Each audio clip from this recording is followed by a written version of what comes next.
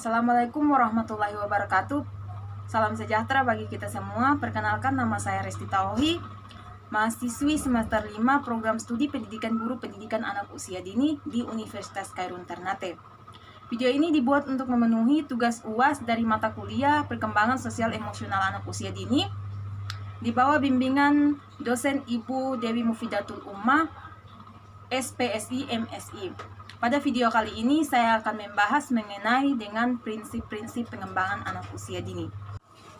Baik, di sini yang pertama, pengertian perkembangan sosial dan emosional anak usia dini.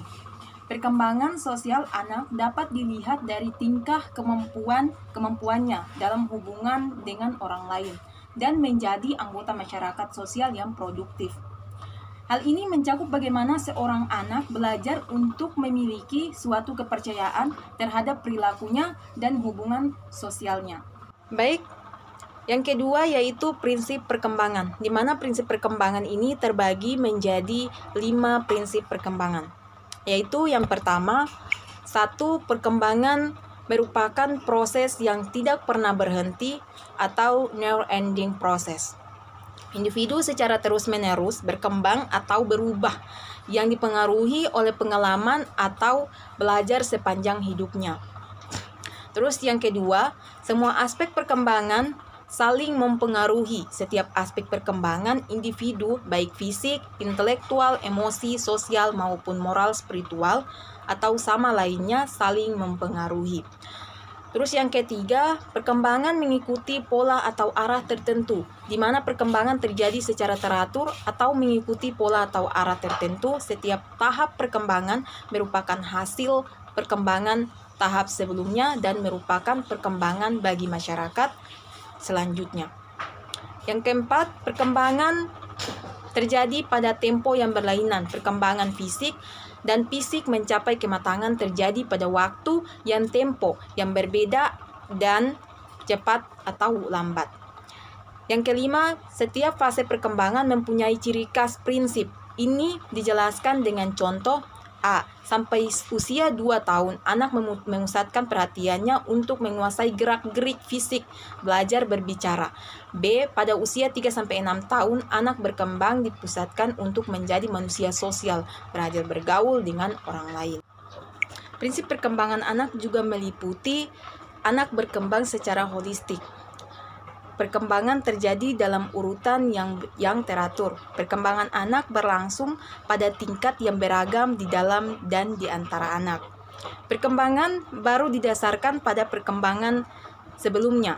Perkembangan mempunyai pengaruh yang bersifat kumulatif. Prinsip-prinsip perkembangan anak tersebut memberikan implikasi bagi pendidik dalam menentukan tujuan, memilih bahan ajar, menentukan strategi memilih dan menggunakan media serta mengevaluasi perkembangan dan mendukung belajar anak secara optimal. Selanjutnya masuk pada prinsip-prinsip pengembangan sosial emosional, di mana prinsip-prinsip ini terbagi menjadi 2 perkembangan, yaitu perkembangan sosial dan juga perkembangan emosi. Di mana perkembangan sosial juga terbagi menjadi 3 perkembangan, yaitu yang pertama, sosialisasi.